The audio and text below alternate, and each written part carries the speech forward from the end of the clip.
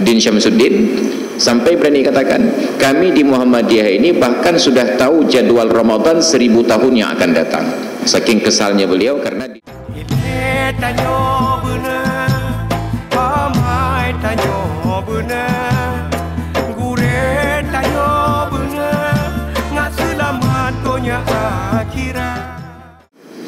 Bismillahirrahmanirrahim. Assalamualaikum warahmatullahi wabarakatuh. Alhamdulillahilladzi hadana lihadza wa ma kunna linahtadiya laula an hadana Allah. Asyhadu an la ilaha illallah wahdahu la syarika lah. Wa asyhadu anna sayyidana wa nabiyyana wa habibana Muhammadan abduhu wa rasuluhu la nabiyya ba'dah. Allahumma salli wa sallim wa barik ala nabiyyina Muhammadin ibni Abdillah wa ala alihi wa sahbihi wa man tabi'ah. Wa qala Allah ta'ala fil Qur'anil azim wa huwa asdaqul qailin wa biqawlihi yahtadil muhtadun.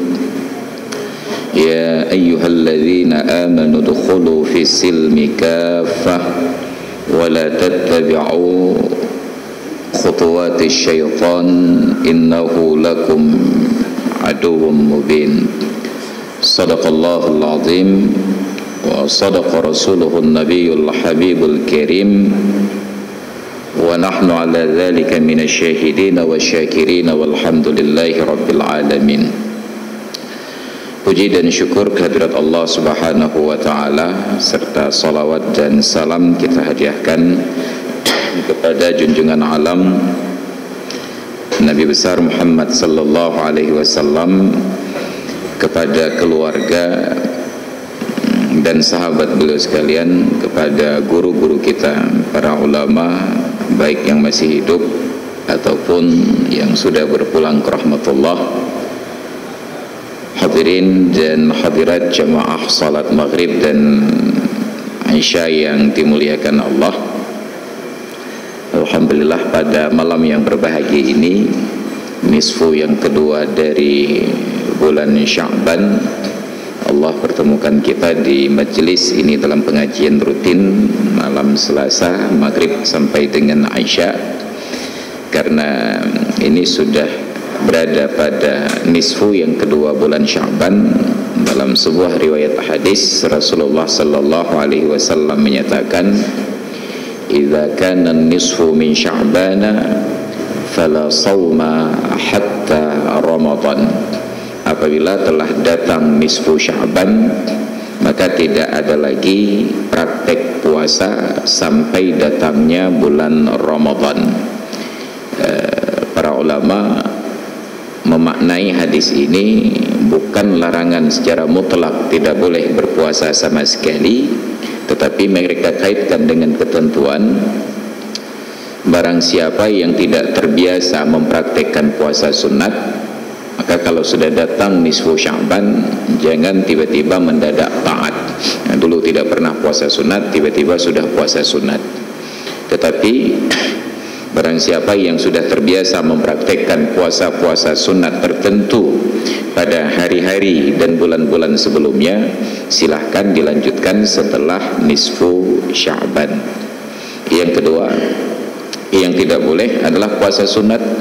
Adapun puasa wajib bagi orang-orang yang Ramadan yang lalu belum selesai mengerjakan puasanya, yang tersisa tertinggal karena uzur ataupun tanpa uzur, maka waktu untuk mengerjakan puasa tersebut tersisa sekitar 14 hari lagi.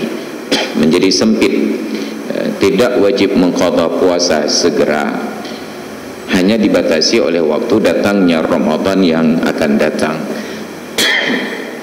Bila sudah berselang Ramadan, berbedalah pendapat para ulama. Imam Hanafi dan para pengikut beliau menyatakan tidak ada kewajiban tambahan bagi orang yang terlambat mengqadha puasa sampai berselang tahun, kecuali hanya mengerjakan puasa tersebut sejumlah hari yang ia tinggalkan. Jadi kalau tinggal puasa 5 hari, sampai Ramadan ini belum selesai ditunaikan setelah Ramadan berlalu, maka qada Ramadannya tetap 5 hari, tidak bertambah dan tidak ada ketentuan tambahan. Imam Maliki dan pengikut beliau menyatakan, orang yang meninggalkan puasa Ramadan terlambat mengqadanya sampai berselang tahun, maka berapa tahun pun berselang, jumlah puasa yang dikerjakan tetap sejumlah hari yang ia tinggalkan, ditambah dengan kewajiban membayar fidyah 1 kali walaupun tahunnya berulang-ulang. Imam Syafi'i dan para pengikutnya menyatakan, orang yang meninggalkan puasa Ramadan tidak mengqadanya sebelum datang Ramadan berikutnya, maka bila sudah berselang Ramadan baru ia qada, jumlah hari yang ia qada tetap sejumlah yang ia tinggalkan, tetapi untuk setiap tahun yang berselang ditambah kewajiban untuk membayar fidyah berlipat-lipat. 1 tahun berselang 1 kali fidyah, 2 tahun berselang 2 kali fidyah, 10 tahun berselang 10 kali fidyah. Jadi bila tinggal puasa Ramadan 2010, sekarang sudah 2019, 10 hari tinggal puasa, maka tetap qadanya 10 hari, tapi karena sudah berselang 9 tahun, untuk setiap hari ada fidyah 1 mud, sekali 10 hari menjadi 10 mud. 10 mud itu sekitar 7 kg dalam bentuk beras, dikali dengan 9 kali 7 sama dengan 63 kg. Itu bila dihitung fidyah dalam bentuk makanan pokok 1 mud 0,7 kg ataupun 7 ons beras. Tetapi para ulama menyatakan di dalam fatwa di Indonesia bahwa fidyah itu bukanlah makanan pokok 1 mud, karena masyarakat Indonesia Melayu tidak makan hanya beras saja yang direbus, tetapi berikut dengan lauk pauknya. Maka mereka artikan 1 mud itu adalah kadar makanan yang mengenyangkan untuk 1 orang miskin di dalam 1 hari, yaitu sekurang-kurangnya 3 kali makan sehari: sarapan pagi, makan siang, dan makan malam. Pagi barangkali sesuai dengan waktu paginya hanya nasi gurih dengan telur mata kerbau, siang dengan malam barangkali ya, nasi padang yang sedang diboikot. Jadi kalau untuk nasi padang untuk 1 porsi makan mungkin 15.000, 2 kali makan 30.000, ditambah sarapan pagi nasi gurih tadi 10.000, ya kira-kira lebih kurang 40.000 untuk 1 hari. Kali 10, 400.000. Sudah berselang 10 tahun, kali 10, 4 juta rupiah. Oh, kalau 4 juta fidyahnya Ustaz, udah saya nggak puasa lagi dan nggak bayar fidyah, nggak masalah. Tinggal tabah-tabah saja nanti dalam neraka, insyaallah. Karena tidak dipaksa oleh Allah Ta'ala. Bermaksiatlah kalian sebatas yang kalian sanggup tahan siksa Allah Ta'ala di dalam neraka. Maka kita ingatkan ini di awal pengajian, karena waktu yang tersisa sambil menanti datangnya bulan Ramadan sekarang sudah 17 Sya'ban, berkisar antara 13 sampai maksimal 14 hari lagi, sesuai dengan ketentuan pemerintah kapan Ramadan itu diumumkan, berdasarkan pengumuman dari Menteri Agama yang merujuk kepada saran dan informasi dari Badan Hisab dan Ru'yat. Satu. Yang kedua, saya perlu sampaikan sekarang karena saya khawatir pada malam Selasa yang akan datang, bila sempat saya akan hadir, bila tidak sempat mungkin tidak akan tersampaikan, sebab rencana 26 sampai dengan 29 ada kegiatan di Lombok, peresmian masjid bantuan dari masyarakat dan pemerintah Aceh yang sudah dibangun sejak dari 4 bulan yang lalu, akan diresmikan nanti pada hari Ahad tanggal 28. Jadi saya diajak untuk menyampaikan tausiah pada peresmian masjid itu. Bila sempat hadir kemari, bila pesawatnya mendarat petang, insya Allah saya hadir. Tapi bila pesawatnya pesawat malam, mungkin berhalangan hadir. Maka perlu saya sampaikan sekarang bahwa nanti akan ada perbedaan-perbedaan di masyarakat kita tentang kapan memulai Ramadan, dan itu adalah salah satu kekayaan khazanah Islam di Indonesia. Sebab di Indonesia pengumuman itu minimal ada 3, dari negara melalui Kementerian Agama, dari PBNU, dan dari Muhammadiyah. Bisa jadi memulai Ramadan ada 3 hari berturut-turut. Bisa jadi dari hari tanggal 6 1, tanggal 7 1, tanggal 8 1. Pertanyaannya, kita ikut yang mana? Secara peraturan, selama itu benar, semuanya sah diikuti.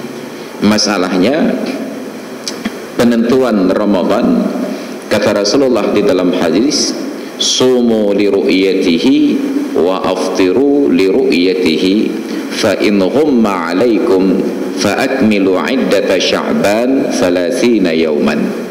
Berpuasalah kalian karena melihat hilal bulan Ramadan, dan berhari rayalah kalian karena melihat hilal bulan Syawal.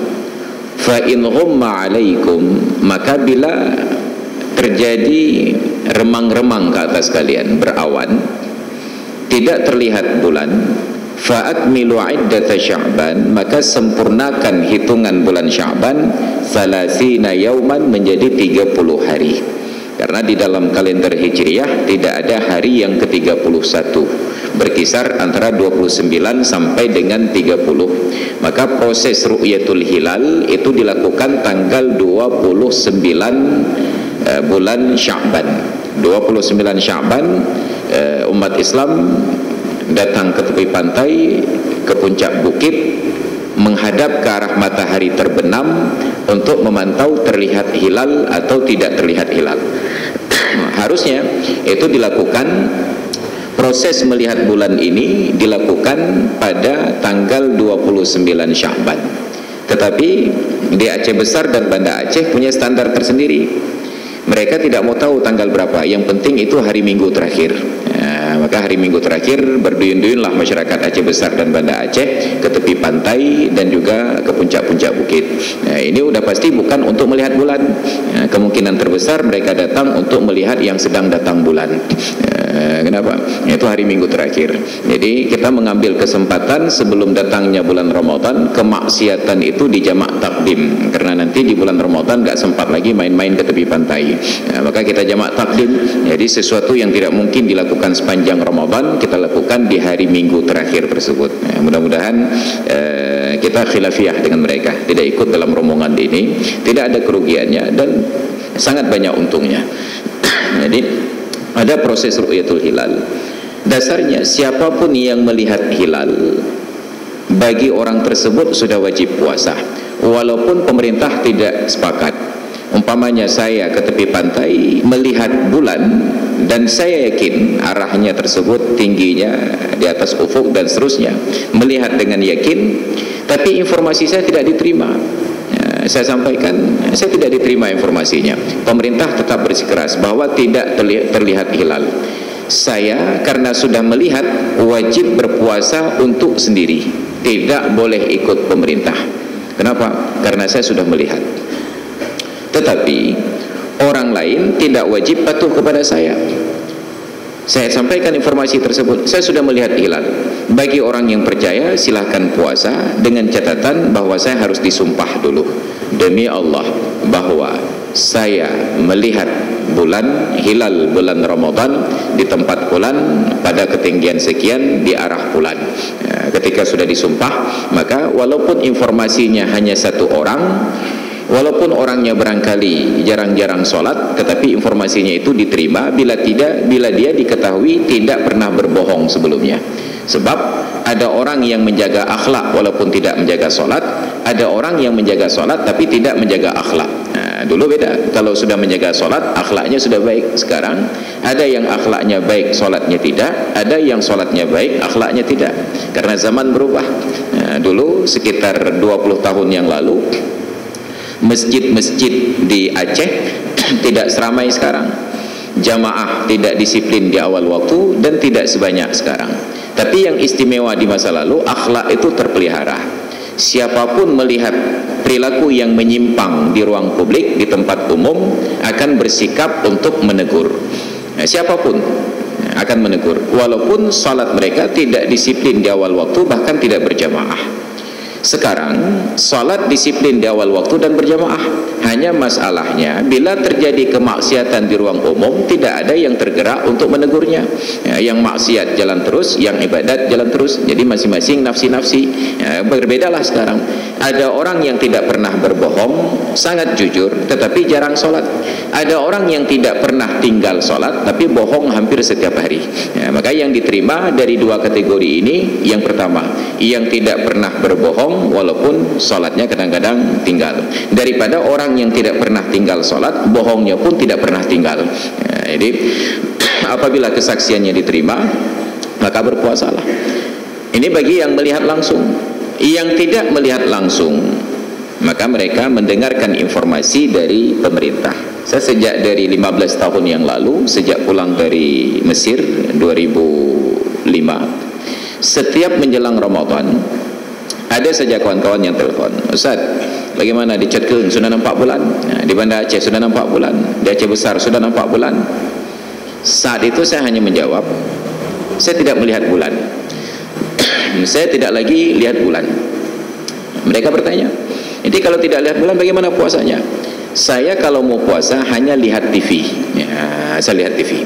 Kalau di TV terlihat muka Menteri Agama, dan Menteri Agama itu umumkan bahwa untuk wilayah Republik Indonesia, berdasarkan pemantauan Badan Hisab dan Ru'yat di sepanjang garis pantai di Indonesia di sekian titik, maka terlihat ada laporan terlihat hilal di daerah Pulan. Oleh karena peristiwa ini, maka Kementerian Agama Republik Indonesia berdasarkan hasil sidang isbat menetapkan bahwa besok malam ini adalah pertama Ramadan. Maka saya puasa. Kenapa? Pengumuman dari Menteri Agama. Tapi itu pun masih digugat. Menteri Agama kan paak dengku deh. Menteri Agama itu kan bodoh. Saya jawab, mungkin Menteri Agamanya bodoh di bidang hisab dan ru'yat. Tapi tugas Menteri Agama bukan untuk melihat bulan. Tugas Menteri Agama untuk mengumumkan hasil dari proses lihat bulan. Siapa yang melihat bulan? Orang-orang yang berkompeten di bidangnya, orang-orang yang ahli. Maka dibentuk Badan Hisab dan Ru'yat di setiap provinsi. Lalu kita menggugat.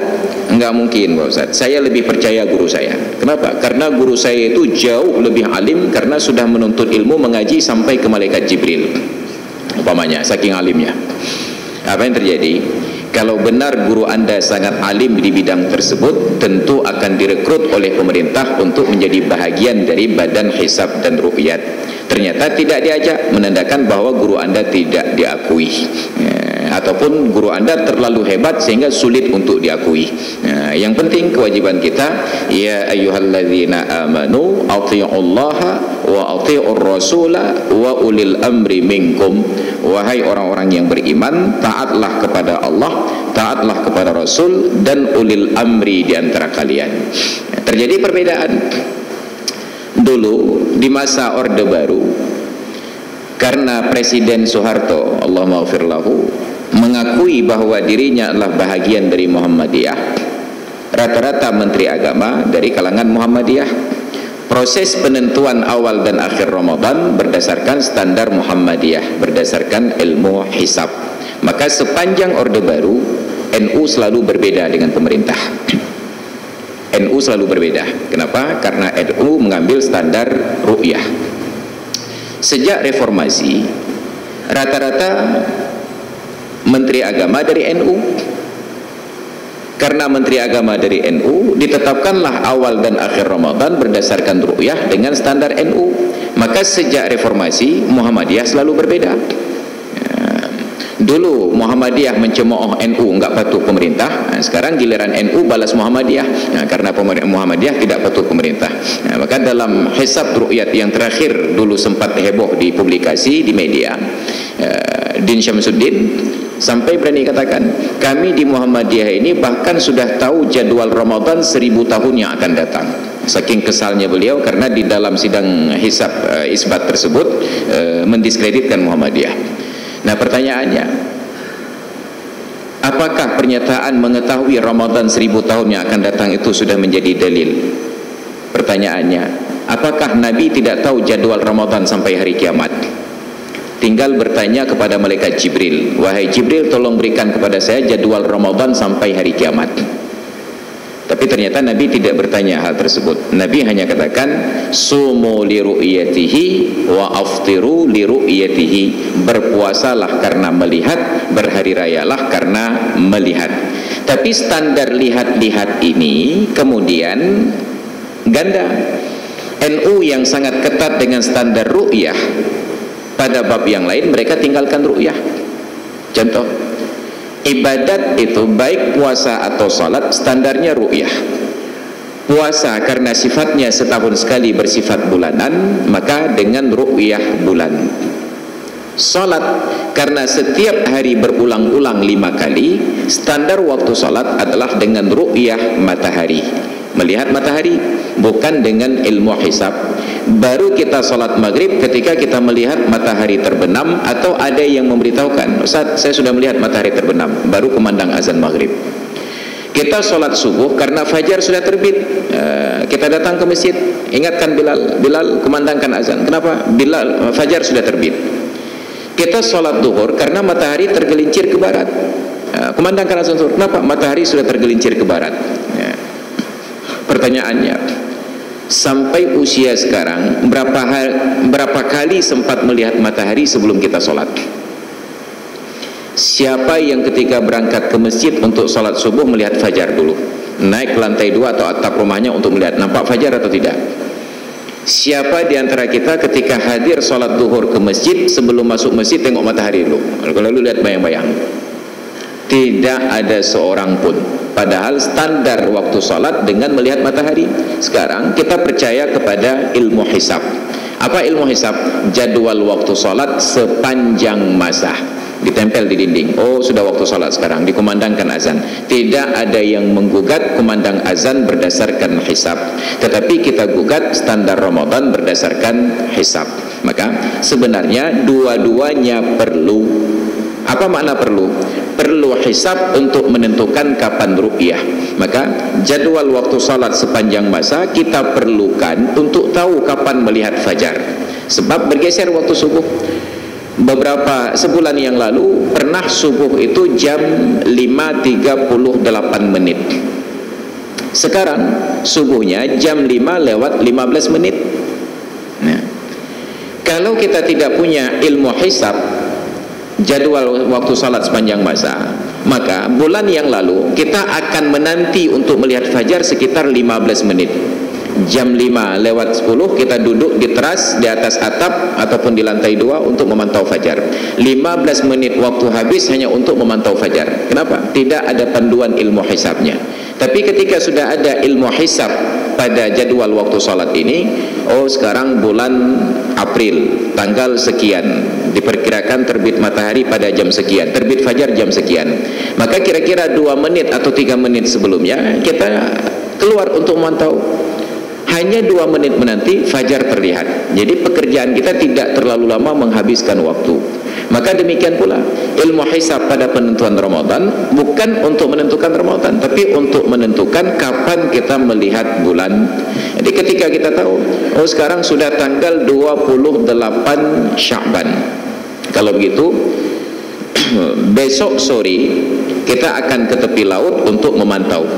Bila tidak, maka sungguh orang akan berada di tepi laut sejak dari tanggal 25 Sya'ban. 25 datang ke tepi laut, tuh lihat nampak bulan atau tidak? Belum. 26, 27, 28, 29, tanggal 30 baru selesai. 5 hari untuk pekerjaan yang sama saja. Maka hisab itu untuk menentukan kapan ru'yah, ru'yah itu untuk menentukan kapan Ramadan. Maka dua-duanya dipakai. Tetapi sekarang dua-duanya ngotot pakai punya sendiri. Yang Muhammadiyah tetap ngotot dengan hisab, yang NU tetap ngotot dengan ru'yah. Kalau tidak ada hisab sulit ru'yah, kalau tidak ada ru'yah tidak berlaku hisab. Maka dua-duanya sama. Jadi dalam hal ini kita percayakan kepada Menteri Agama, karena kita sudah memberikan gaji dan upah kepada Menteri Agama untuk menentukan kapan awal dan akhir Ramadan. Nah, bila sudah ditentukan, keluar pengumuman sami'na wa ata'na. Timbul masalah, Ada sebahagian guru-guru kita yang sangat alim, kemudian menentukan ru'yahnya sendiri dan terlihat berbeda. Kalau pemerintah tentukan umpamanya besok Ramadan, oleh guru kita tersebut tentukan lusa Ramadan, besok Selasa. Ada yang katakan Rabu. Pertanyaannya, kita ikut Selasa atau ikut Rabu? Ikut pemerintah atau ikut guru?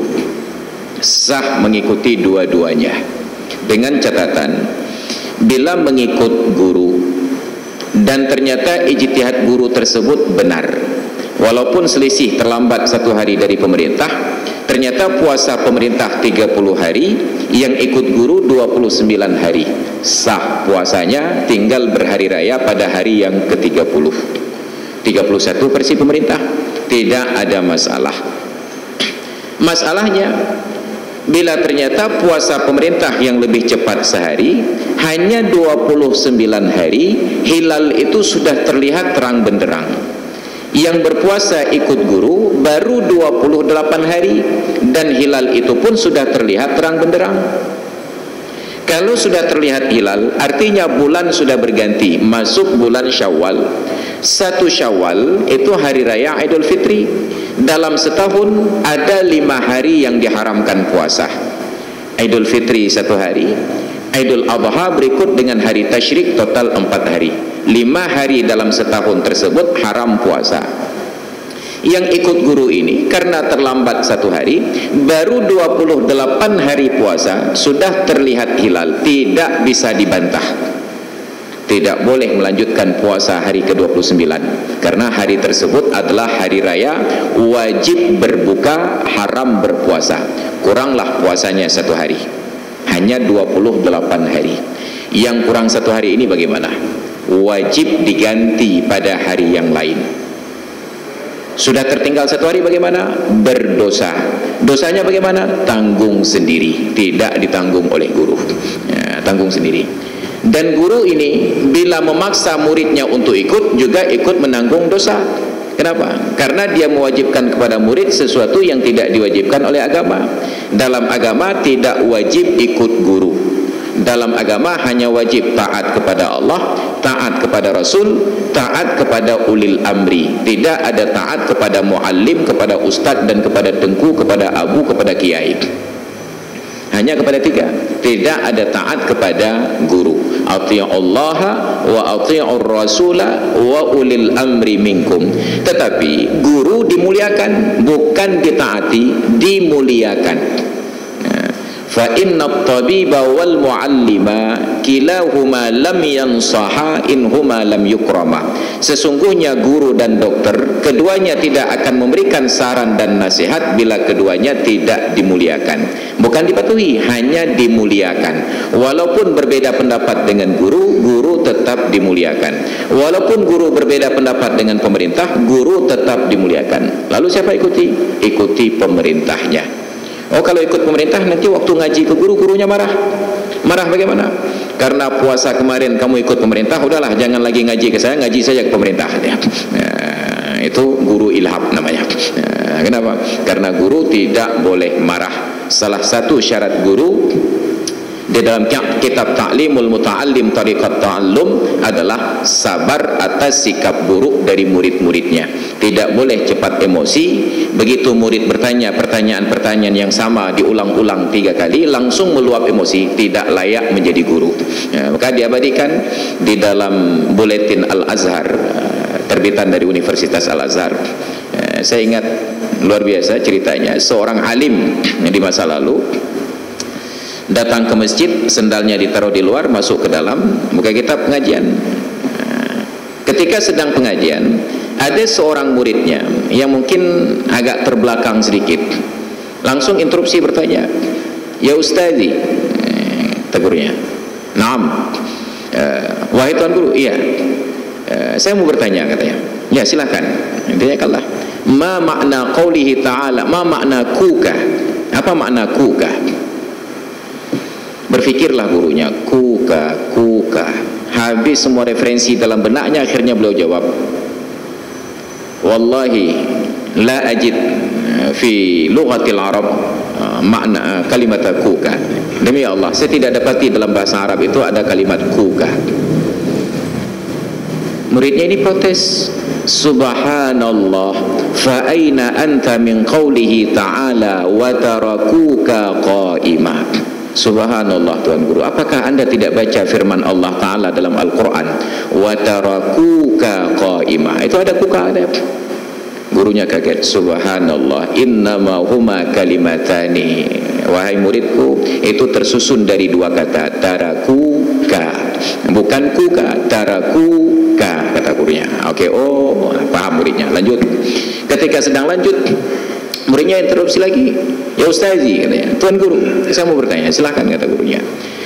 Ma makna qawli, ma makna musa? Musa, ditanya. Berfikirlah gurunya, musa. Dijawab lagi, tidak ada dalam bahasa Arab kata-kata musa. Diingatkan oleh muridnya, subhanallah, fa aina anta min qawlihi ta'ala wa aqimus salatah. Musa diambil tengah-tengahnya. Ya. Kata gurunya, Masya Allah, itu dua kata, aqimu dan as-salata. Jangan dibaca musa, aqimus salata. Demikianlah berulang sampai pertanyaan yang ketiga. Model begitu juga. Hilang kesabaran gurunya ini, langsung tutup kitab, kemudian keluar dari masjid sambil memakai sendal. Beliau mengungkapkan kekesalannya. Min aina husyira liyal bahaimul yauma. Dari mana dikumpulkan binatang ini semua hari ini? Mana tepat binatangnya dong? Saking kesalnya sang guru tersebut. Maka diingatkan, seorang guru harus sangat-sangat sabar menghadapi sikap bodoh muridnya. Walaupun pertanyaan itu sudah berulang-ulang diajukan, jawablah seolah-olah baru pertama didengarkan. Cuma kadang-kadang ada jemaah yang lain yang tidak sabar, katanya. Tapi seorang guru tetap wajib sabar ketika pertanyaan itu diajukan lagi. Anggaplah bahwa itu baru pertama kali ditanyakan. Ini adabnya. Nah, maka kepada guru kita diwajibkan untuk memuliakan, bukan untuk patuh. Karena bila wajib patuh kepada guru, sungguh antar perguruan itu akan terjadi bentrokan. Yang mengaji pada ustadz ini akan berkelahi dengan yang mengaji pada ustadz fulan. Kenapa? Masing-masing ta'assub kepada ustadznya, fanatik. Jadi kita diajarkan memuliakan guru, patuh kepada Allah, patuh kepada Rasul, dan ulil amri. Siapa ulil amri? Adalah orang yang diberikan kekuasaan oleh Allah Ta'ala, tapi berkuasanya dengan cara yang curang, walaupun curang. Walaupun curang. Kenapa? Karena bukan kehendaknya untuk menjadi penguasa sehingga jadi penguasa, tapi karena kehendak Allah. Innallaha astafahu alaikum. Allah yang pilih ia menjadi pemimpin kalian. Kalau hanya karena keinginan setiap orang jadi pemimpin lalu sah jadi pemimpin, maka sungguh setiap caleg itu akan menjadi anggota dewan. Tetapi hanya orang yang diizinkan oleh Allah yang terpilih. Makanya pada saat ketua-ketua fraksi partai pada masa Nabi Syamwil datang temui beliau, alam tara ilal mala'i min bani Israila min ba'di Musa idh qalu li nabiyyin lahum ib'ats lana malika nuqatil fi sabilillah. Tidakkah kalian perhatikan kepada para tokoh Bani Israel setelah Nabi Musa, ketika mereka datangi seorang nabi di antara mereka, minta untuk dilantik seorang raja. Apa alasannya? Untuk memimpin kami berperang di jalan Allah. Nabi ini menggugat semangat mereka. Wa hal asaitum in kutiba alaikumul qitalu alla tuqatilu. Sekarang kalian datang minta ditunjuk pemimpin untuk mengajak kalian berperang. Nanti kalau pemimpin itu muncul lalu kalian diajak berperang, mau enggak? Karena sebelumnya terbukti mereka enggak mau berperang. Di zaman Nabi Musa disuruh masuk negeri Palestina, syaratnya berperang, dan itu satu-satunya peperangan dalam sejarah alam yang pemenangnya sudah dijamin oleh Allah Ta'ala.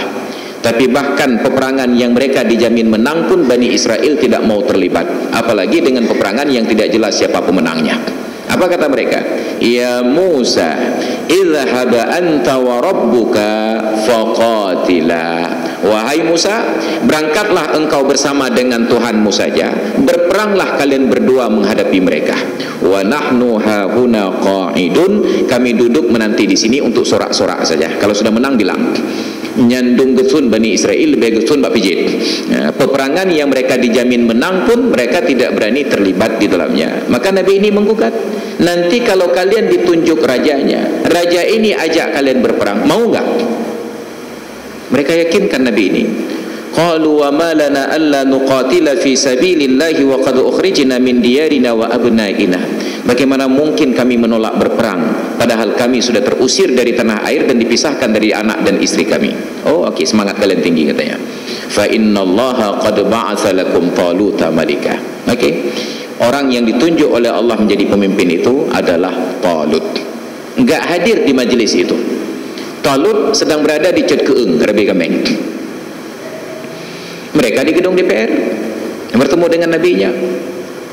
Keluarlah gugatan. Qalu anna yakunu lahul mulku alaina. Bagaimana mungkin dia jadi raja kami? Wa nahnu ahaqqu bil mulki minhu. Padahal kami lebih berhak jadi raja.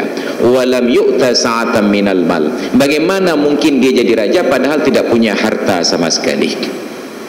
Barulah dijawab oleh Nabi ini jawaban yang kita inginkan tadi. Innallaha astafahu alaikum.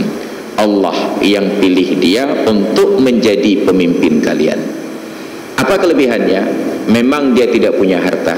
Wazadahu bastatan fil ilmi. Allah berikan kepadanya kelebihan pada ilmu. Kalau ditanya jawabannya jelas, tidak pelangap-pelongo. Wal jismi, dan fisiknya kuat, bisa diajak untuk berperang dan berkelahi, tidak luyuh. Wazadahu bastatan fil ilmi wal jismi. Maka kepemimpinan adalah kehendak Allah, bukan kehendak manusia. Siapapun yang terpilih, apa kata Nabi? Wa in ta'ammara alaikum abdun habasyiyun. Sekalipun yang memimpin kalian adalah seorang budak keturunan Ethiopia, sekalipun pemimpin kalian keturunan budak dari orang-orang Ethiopia. Apa kewajiban kalian? Fa'alaikumus sam'u wat ta'ah. Kewajiban kalian mendengarkan perintahnya dan mematuhinya. Kapan patuh? Selama bukan bermaksiat kepada Allah. Maka di dalam teori politik Islam, seburuk-buruk pemimpin masih lebih baik daripada tidak punya pemimpin. Seburuk-buruk pemimpin lebih baik daripada tidak punya pemimpin. Tetapi pemilu bukanlah untuk memilih pemimpin yang buruk. Kita memilih yang terbaik. Tapi ternyata dapat juga yang paling buruk, masih lebih baik daripada tidak ada sama sekali. Maka tugas kita berusaha, tugas Allah Ta'ala adalah menentukan. Kalau sudah ditentukan, fa'alaikumus sam'u wat ta'ah. Wajib dengar dan wajib taat. Beda lagi dengan kelompok sebelah. Pemilu tidak wajib ikut, tapi kalau sudah terpilih wajib patuh. Beda lah. Pemilu tidak boleh ikut. Kenapa? Itu sistem taut. Tapi bila pemimpinnya sudah terpilih wajib patuh. Maka ilhamnya. Gotong royong tidak ikut, tiba-tiba giliran kenduri paling depan. Ini namanya oportunis, tukang opor dan tukang tumis. Jadi itu yang kita khawatirkan.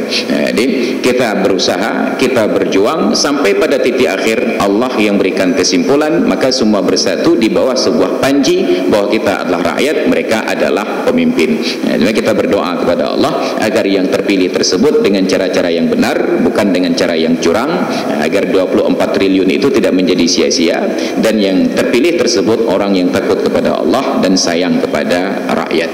Maka ketika pemerintah umumkan ketentuan pemerintah yang kita ikuti, ikut guru ternyata salah, dosa tanggung sendiri. Kita balik kondisinya. Ikut pemerintah ternyata ijtihad pemerintah itu salah. Guru kita mulai kemarin puasanya 29 hari terlihat hilal. Kita ikut pemerintah, hari ini baru 28 hari puasa terlihat hilal bulan Syawal, wajib berhari raya. Puasanya kurang 1 hari. Yang kurang 1 hari tetap wajib diganti setelah berhari raya. Hari raya tetap wajib berhari raya, tidak boleh puasa. Tapi puasanya kurang, wajib qadha. Sudah kurang 1 hari tinggal dalam bulan Ramadan, yang tertinggal puasa 1 hari dalam bulan Ramadan, hari yang pertama kita tidak puasa, maka tidak berpuasa tersebut berdosa. Kalau ikut guru berdosa, ikut pemerintah juga berdosa. Apa bedanya? Bedanya, kalau ikut pemerintah berdosa, dosanya ditanggung oleh pemerintah. Nah, maka kita tidak berdosa karena dosa ditanggung oleh pemerintah. Itulah enaknya punya pemerintah, ada yang tanggung-tanggung dosa. Nah, pertanyaannya, adakah pemerintah berdosa? pemerintah masuk dalam kategori mujtahid. Mereka punya kapasitas untuk ijtihad, istimbat hukum. Mereka mempunyai teropong bintang, teleskop untuk melihat. Mereka mempunyai orang-orang alim yang punya kapasitas untuk menentukan hisab dan ru'yat. Sudah dilakukan semua tingkatan kadar ijtihad, hasilnya tetap salah. Al-mujtahidu idza ijtahada fa asaba falahu ajrani. Seorang yang berijtihad dan hasilnya benar dapatkan dua pahala, pahala ijtihad dan pahala benar. Fa idza akhta'a, dan bila hasilnya salah, falahu ajrun wahid, maka ia dapatkan satu pahala, pahala ijtihad, dan kesalahan itu tidak dibebankan dosa. Yang jangan pemerintah tidak bentuk badan hisab dan ru'yat. Tiba-tiba pada malam terakhir bulan Sya'ban duduk Menteri Agama umumkan saja, menurut instruksi dari Bapak Presiden saya disuruh mengumumkan bahwa besok puasa. Maka itu benar-benar berdosa dan dosanya ditanggung oleh Bapak Presiden. Kenapa? Karena tidak ada ijtihad sama sekali. Presiden tidur-tidur malam tiba-tiba dapat inspirasi, Menteri Agama tolong umumkan bahwa besok kita puasa. Walaupun benar itu sudah salah. Kenapa? Karena benarnya bukan kebenaran tetapi kebetulan, kebetulan benar tanpa ada usaha untuk ijtihad.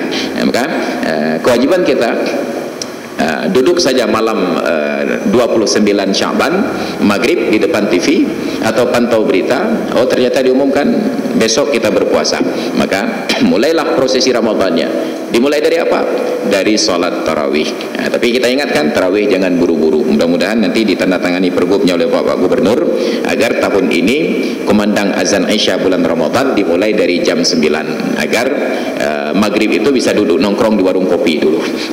Kenapa? Sebab gangguan terbesar untuk orang yang sholat, nanti di dalam kitab I'anatul Talibin juzuk yang pertama itu dinyatakan wa yusannu dukhulu salatin binasyatin wa firaghi qalbin. Disunnatkan memulai sholat itu dengan keadaan sungguh-sungguh dan hati kita dalam keadaan kosong dari keinginan yang lain. Baru sungguh-sungguh kalau istirahatnya sudah cukup, tidur dulu. Baru kosong hati bila ngopinya udah selesai. Ini orang yang mau sholat tarawih belum ngopi dari jam 4 pagi. Dan orang Aceh kalau belum ngopi pungo. Maka kalau jam 8 kita sholat tarawih belum ngopi, itu rata-rata yang sholat mirip-mirip itulah pungo. Kita tidak konsentrasi. Buktinya jam 9 yang tarawih 8 selesai, warung kopi buka, yang 20 goyang. Kenapa? Warung kopi sudah buka, bukan karena yang 8 sudah keluar, tapi karena warung kopi sudah buka. Kenapa goyang? Karena belum minum kopi dari awal. Maka kita sarankan nanti sholat tarawih ini semakin lama semakin dekat dengan makna tarawih. Kenapa disebut tarawih? Karena ada istirahat, tarwiyah. Istirahat harus benar-benar istirahat. Maka kalau ada gugatan antara 8 dengan 20, katanya yang 8 tidak sah disebut tarawih karena tidak ada istirahat lebih dari 3 kali, kita juga patut menggugat yang 20 pun sebenarnya tidak ada istirahat. Kenapa? Karena setelah selesai 2 rakaat ada fadlan minallah wa ni'mah, setelah selesai 4 rakaat ada subhanal malikil ma'bud. Yang istirahatnya kapan? Jadi baru benar istirahat. Kita formulasikan setiap selesai 4 rakaat benar-benar istirahat. Terserah kepada jamaah. Yang mau duduk-duduk, mau berzikir-berzikir, yang mau baca Quran, baca Quran. Kalau di Mekah yang mau tawaf silakan tawaf, yang mau tidur-tiduran dulu, yang mau minum kopi pesan kopi dulu. Maka mudah-mudahan nanti ada yang jualan kopi di dekat masjid. Karena kami di Al-Azhar kalau sedang ujian itu yang jualan kopi masuk ke dalam. Syai katanya. Itu tengah mumang tapi ke hujan, syai katanya. Teh. Jadi dia pesan teh tengah ujian. Di tempat kita ujian sakral sekali, enggak boleh ada orang masuk kecuali pengawasnya saja. Bahkan kepala dinas pendidikan kalau boleh masuk sembarangan. Di Mesir ujian itu 3 jam dan mereka sangat paham orang ujian itu perlu refreshing, minum teh dulu. Maka diizinkan penjual teh itu dengan membawa satu baki tentengan tersebut, syai, itu yang ngomong syai. Maka pesan teh dulu, minum teh, dapatlah inspirasi baru. Maka nanti waktu salat tarawih kita perlu jam 9 mulai salat tarawih, salatnya santai karena nggak perlu buru-buru ke warung kopi. Yang di warung kopi sudah selesai, tinggal pesan yang di warung kopi tolong buka lapak di samping masjid. Bukalapak ya, bukan Tokopedia. Bukalapak di samping masjid. Yang mau pesan order, nanti diantarkan. Setelah selesai 4 rakaat duduk istirahat. Jangan banyak-banyak, seperempat. Nanti istirahat yang kedua setelah 8 rakaat seperempat lagi. Setelah 12 rakaat seperempat lagi. Setelah 16 rakaat seperempat lagi. Setelah 20 nggak perlu lagi, tinggal keluar saja. Kenapa? Sudah selesai. Maka itu yang kita harapkan, tarawih itu benar-benar sesuai dengan maknanya. Dihadirin dan hadirat sekalian yang dirahmati Allah. Ilmu tanyo benar, amai tanyo benar, kure tanyo benar, ngak selamat dunia akhirat.